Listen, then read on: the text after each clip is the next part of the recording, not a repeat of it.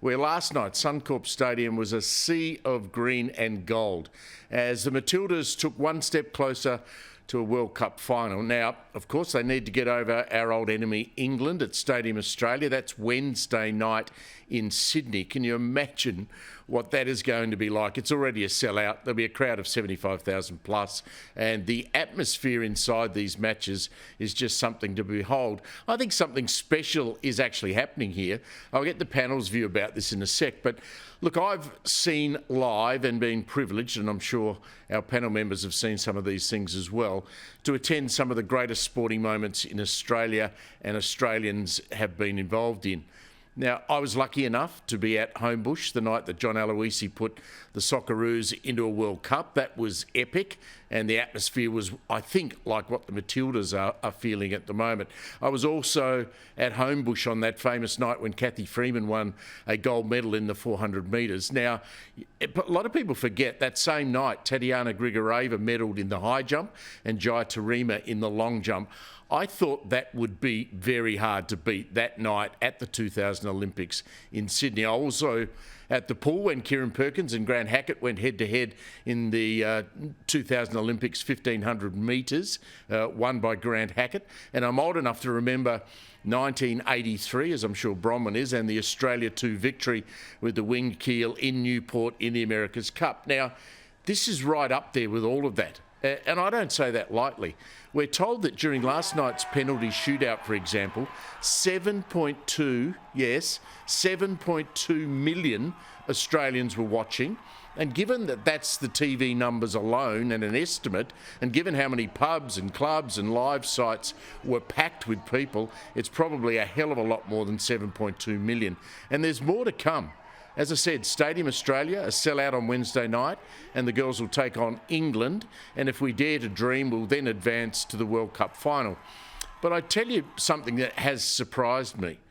I'm no fan of soccer in general. I'm an AFL person. I think the Australian A-League, the men's competition, is not much good because any male player who is any good ends up playing in the European competitions, especially the English Premier League.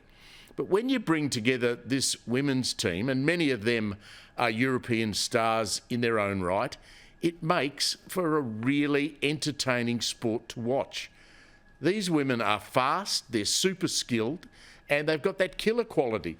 And speaking of killers, I think the popularity of this Matildas team is probably going to have a negative impact on the female competitions in rugby league and AFL. Now, neither of those are great to watch, in my view. The talent pool's pretty shallow. The crowds are poor, particularly in the AFL. It probably equals to schoolboy footy.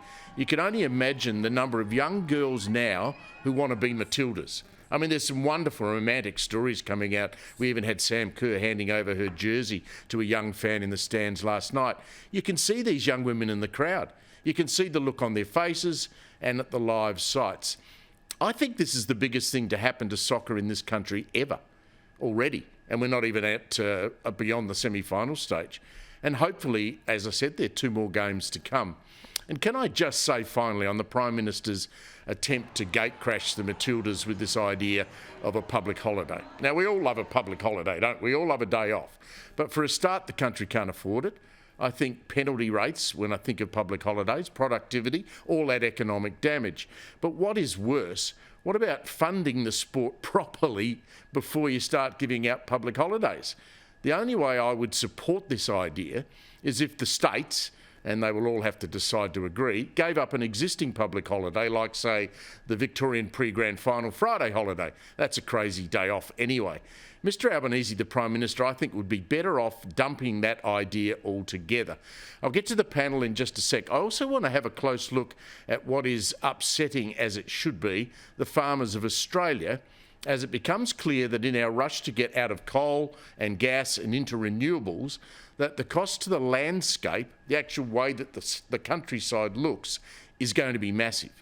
Now, I drove from Melbourne to Sydney today up the Hume Highway. It took me about 9 hours.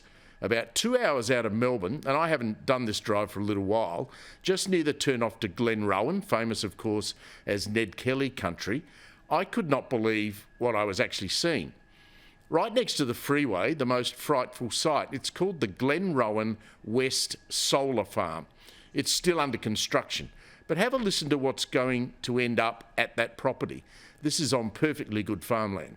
And I cannot believe this. They intend, and this must be the Victorian government, I presume, they are going to cover, wait for it, 323 hectares of land, farmland, with 373,000 solar panels on the ground, and that's one project.